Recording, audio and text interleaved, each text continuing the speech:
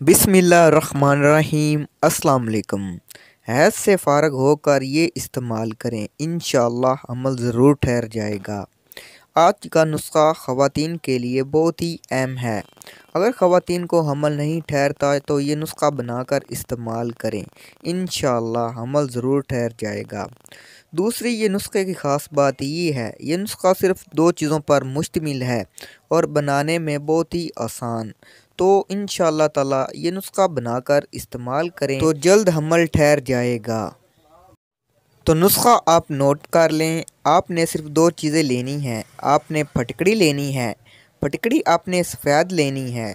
इसको आपने तवे पर बरिया कर लेना है और इसको बारीक पीस लेना है और इन्हें संभाल कर आपने रख लेना है।